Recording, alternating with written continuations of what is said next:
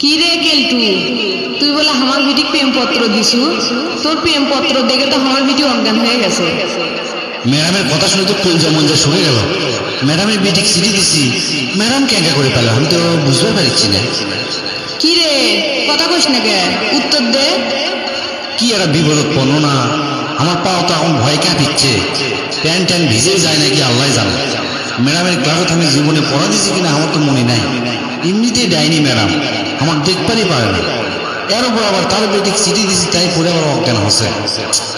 আজ আমার অবস্থাতে ম্যাডাম কি করবি আমি তো বুঝতেই পারছি। ই আল্লাহ, এই বিপদ থেকে আমার রক্ষা করো আল্লাহ। জীবনে আর আমি ইনকা কাম করবো না, আমি এরপর থেকে ম্যাডামের বেটি বোনের চোখে দেখবো আল্লাহ। আমার বাঁচাও আল্লাহ।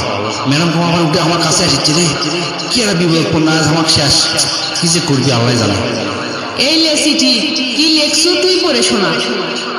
গলা কমার শুকে কাঠ হয়ে গেল, পানিও তো নাই, গলাটা মিচ্ছানা ভিজান পারলে ভালো হলো হলো।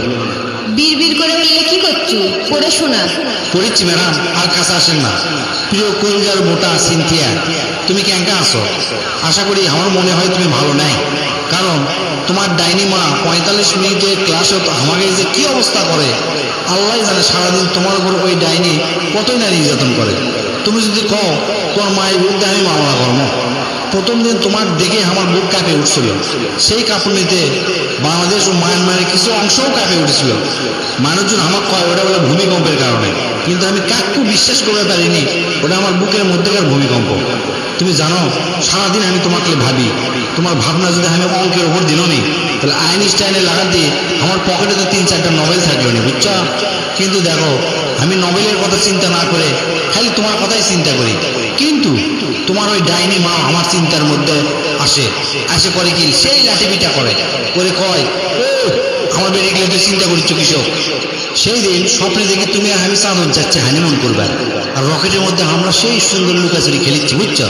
এরই মধ্যে কোত্থেকে যান তোমার মা, ওই ডাইনি মা আসে করছে কি রকেটের ইঞ্জিন বন্ধ করে দিছে, দিয়ে করছে এখন খেল ক্যাঙ্গা করে খেলবো।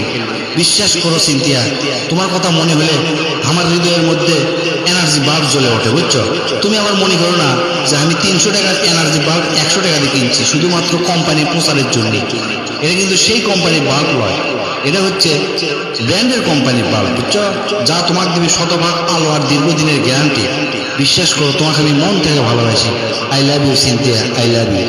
তোরা কে খুঁজে আসবে? ম্যাডাম ধর, ম্যাডাম পড়ে গেছে, ম্যাডাম অজ্ঞান হয়ে পড়ে গেছে, ম্যাডাম ডাক্তারের কাছে নিয়ে যাওয়া লাগবে।